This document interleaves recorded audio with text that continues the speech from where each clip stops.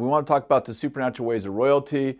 I think this is like week 3 in the supernatural ways of royalty, and it's actually one of my best-selling books. Is actually my first book, and I've just been feeling so much like we're supposed to revisit some of the foundations of things we learned, years and years and years ago. So I asked our team if we could just take on this subject of the supernatural ways of royalty and talk about our identity in the Lord. And so we have some questions that people have wrote in and that we have procured from the book ourselves. And I'll get through as many as I can. But the first one is it possible that God could be cultivating your identity before he releases you into your divine destiny? And how are those two connected? And I think part of that is a little bit perspective, right? Because in Jeremiah chapter 1, God says to Jeremiah, before I formed you in the womb, I knew you. And before you were born, I actually called you. So there is from the standpoint of eternity, everything in our life is actually already working out for our divine destiny. And I'd say before we know God, God already knew us. And for example, Moses, when he grows up in Pharaoh's house and he sees an Egyptian abusing an Israelite, and he just feels like he's supposed to do something about it. And so, you know the story, you've probably read the Bible, or you've seen the movie. He actually ends up killing the Egyptian, and then I think it's the next day or soon after that, sees his brothers in a conflict with each other. He tries to fix that, and they're like, "What are you doing? Who do you think you are?" And he runs out into the desert, and he's out there for 40 years until he encounters a burning bush, and that bush begins to tell him exactly what he thought 40 years earlier. And so, what would we say about that? Well, before he ran into that burning bush, we'd say he didn't actually know God. But he actually was already being trained to be a leader of a country by being raised in Pharaoh's house. So, I think that everything in our life actually works to our divine destiny. But I think that I think our identity is often being uncovered in the journey. And one of the things I want to put out here is that often we are so goal oriented. We're like, this thing, I'm going to accomplish this and my life's going to be amazing. And I think God is about, destiny and purpose. I was reading this week Paul's writings where he talks about the fact that everybody has a race to run, a fight to finish. And he says, I've run the race, I've fought the fight, and there lays a crown up for me in heaven. And so I do believe that there is an ultimate goal for each of us, and those are different, those are personalized goals.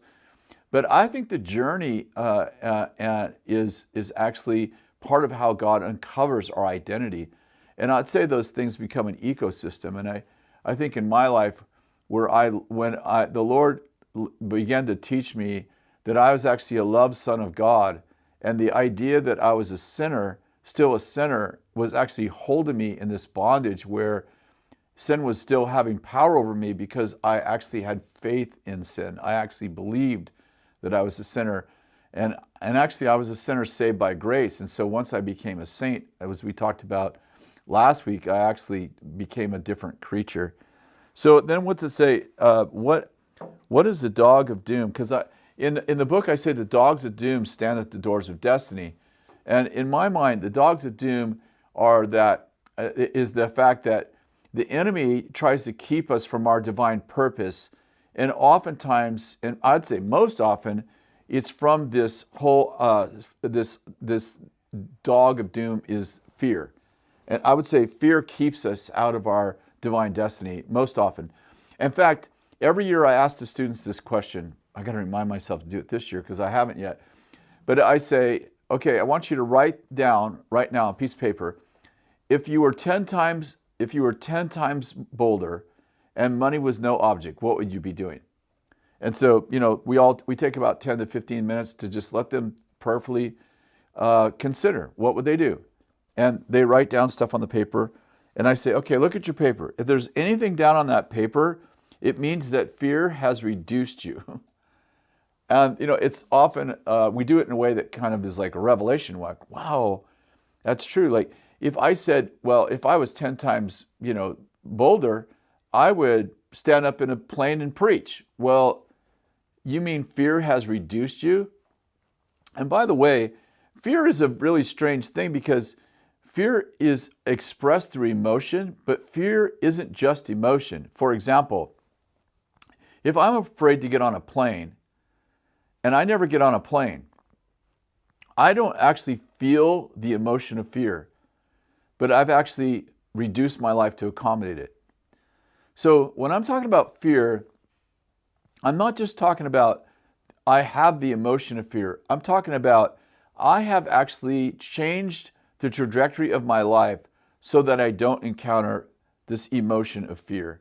And I want to put that out there that usually fear is what's keeping us out of our destiny. What does it mean to develop a culture of royalty? Well, first of all, you can't develop a culture around you that you don't have within you. So I think it starts inside. And it begins by meditating on what God says about you. And then the meditation part of the meditation is, what does it look like to be what God says about me? For example, God says, I'm a royal priesthood, a holy nation, a people for his own possession. In Ephesians chapter 2, he says that I've been seated in heavenly places. I'm an heir of Christ Jesus, seated on his throne with him. In Ephesians chapter 1, it says that I'm literally his inheritance and I'm a holy, righteous child of God. What does that look like? And, it just goes on and on. And, Peter goes on to say that I carry his divine nature. So if all these things are true, I have to, what I think that really helps is when I, stop the busyness of my life and I take a few moments, every morning, usually, 10 to 30 minutes, and I imagine what God says about me. Like I actually imagine it, because what I imagine, I ultimately become. So I say, what does it mean to be holy? Well, is holiness a list of things I don't do? I don't smoke or chew or go with girls that do, so to speak. I guess that's an old man's joke. But, is holiness relegated to disciplines I do and don't do? And I think, well, maybe partly true, but holiness is actually a manifestation of his presence working through my personhood. And so I have to ask myself, what does that look like?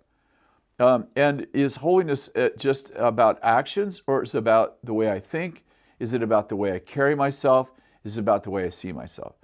Royalty. What does it look like to be royal? How does nobility and royalty differ from, what's the right word, from being,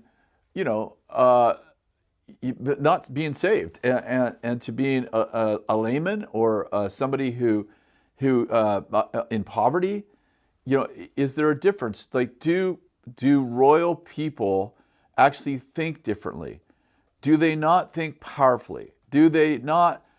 Do they deflect the idea that they're victims, even when they've been victimized? Like, in my mind, these are all things that, noble royal people don't allow themselves to be victims, even when they've been victimized. Like, being victimized is one thing. Like, someone steals my car. Someone beats me up on the street or something. It's like, I've been victimized.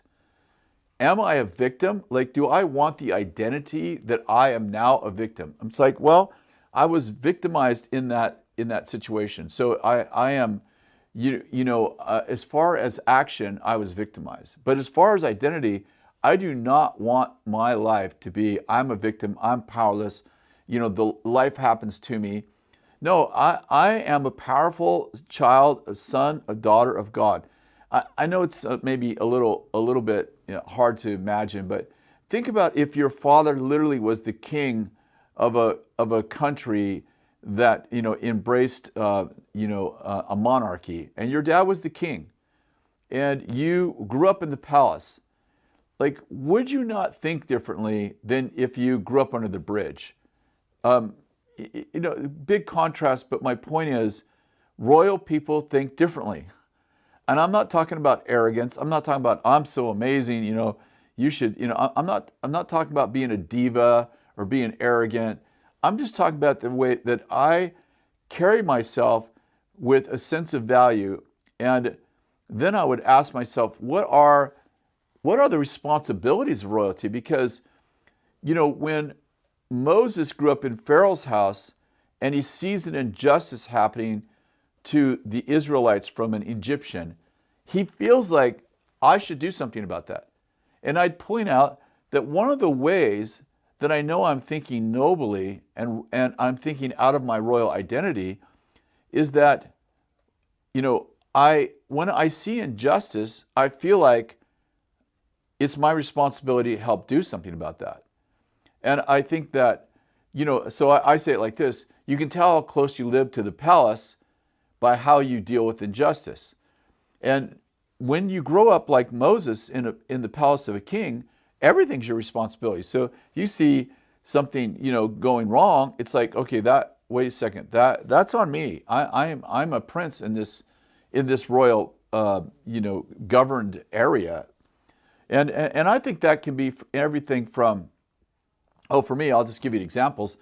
When I go into, the Bethel restroom, obviously at my house too, or I go someplace and there's, toilet paper all over the floor, and it's like, I may not have time to clean the restroom, but I can pick up the paper, put it in the garbage, make sure the sink is clean. And I'm going to leave, my goal is to leave every room better than I got it. Why? Because that's the culture I have. I have a spirit of excellence in me. I didn't put it there, he did. It's his spirit. And it demands of me a higher standard. And that's part, I think, of being a royal people. It's in my morality. For me, when a beautiful woman walks by, I am not sexualizing her. I may say, oh wow, she's beautiful, but I'm not. First of all, I'm not treating her as an object. She's not an object. I'm not breaking the boundaries of my marriage and thinking, wow, what would it be like to have her in bed, or what would it like to be dating? What would it be like to be married to her instead of my wife? No, those things are off. Look, noble people do not think like that. They do not lust after other people's, after another person or after another person's property. And so these are all things that make a difference. How does forgiving yourself and others equip us for the destiny that the Lord has for us? And I think that's, honestly, unforgiveness tethers us to the past.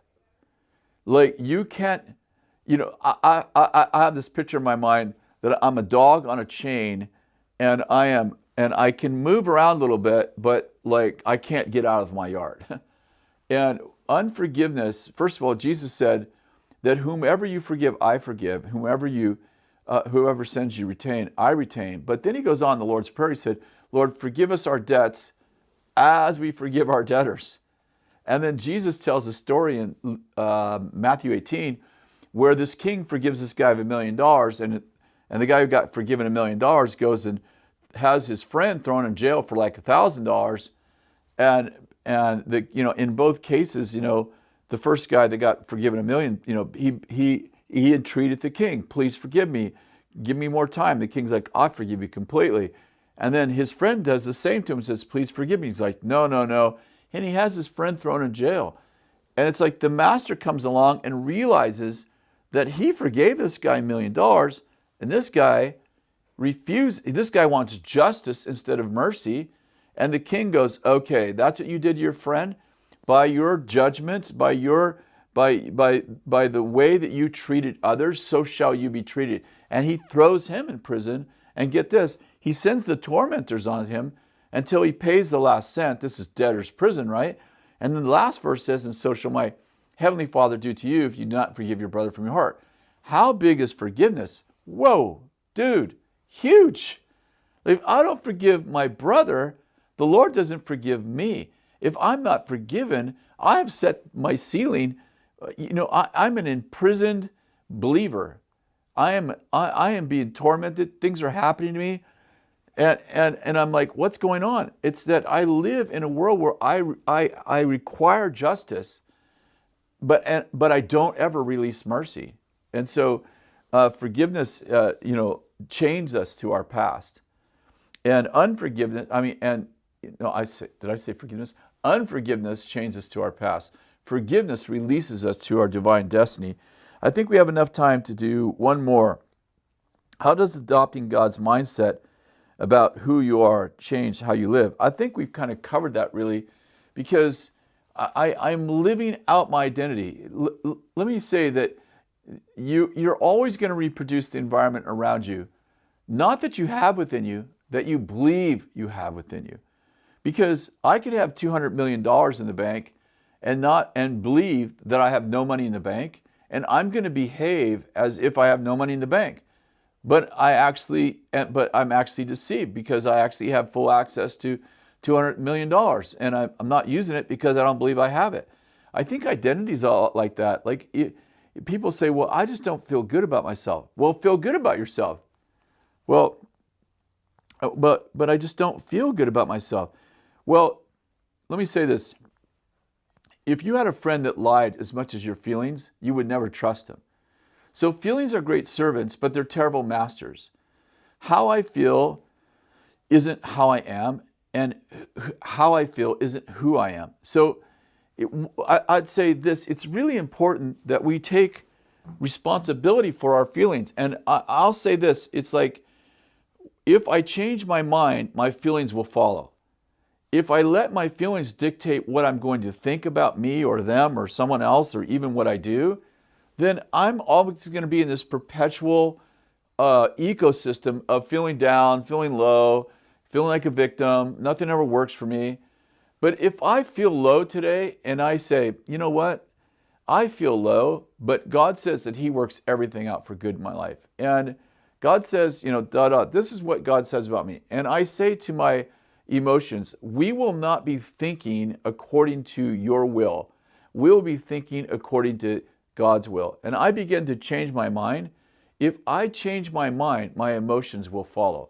So before I know the Lord, and when I'm a Christian who actually doesn't know the power of the Lord, I am a slave. My emotions are actually telling me how we're doing, and they are creating the ethos for how we're thinking. But when I become a believer, I don't let my emotions dictate what I'm thinking, and I actually don't let my emotions dictate how we're ultimately going to feel. So I tell my emotions, that is not who we are. That is not how we feel. Some of you may be like, give me a scripture for that. I'd like to point out that in Joshua chapter 1, one of the most quoted scriptures in the entire, at least Old Testament, God comes to Joshua and says, Moses, my servant, is dead. That's, not good news. Now, and then he says, be strong and courageous. Don't be depressed or discouraged. And I'm like, if somebody comes in here and go, stop being discouraged, be strong and courageous. I'm like, well, thank you. So my question is, did God tell Joshua to do something he couldn't do? Joshua's like, Moses is dead. I'm terrified. Lead this people. He's the best leader I've ever known. And he got the people out of Egypt, but he couldn't get them into the promised land. And you're telling me, you're going to be with me wherever I go, but you were with Moses. Just as I was with Moses, I'll be with you. And like, yeah, Moses couldn't bring the people in the promised land. And I'm freaking out because I'm like, oh, you just told me Moses is dead. He's my spiritual father. He's the leader of our country. What? And God goes, yeah, and don't be afraid. In fact, be strong and courageous. It doesn't feel like, I'm like, God, that doesn't feel like I can change the fact that I feel anxious. But would God tell Joshua to do something he couldn't do? So I believe that oftentimes courage is fear that said its prayers. I don't think being fearless and being courageous are the same thing. I think being fearless actually happens for people who are something's a little broken in them because they don't have fear of anything. And I think that, wow, that's kind of crazy because they do things like jump off of cliffs and do stuff that doesn't make sense. But courageous means that I don't let fear tell me what to do. I tell fear what I'm going to do. Well, I hope this helps some. I really want to put a plug in for the Supernatural Ways of Royalty. If you are interested in any of this talk, this is all in in the book, The Supernatural Ways of Royalty. I really do think it's probably my most important book. It's obviously my first book. Sold, I don't know, a couple 100,000, 300,000 copies. And I think you would love it. So get that book. If you can buy it on Amazon, you can buy it at kvministries.com. And I hope you have a very wonderful week. God bless you.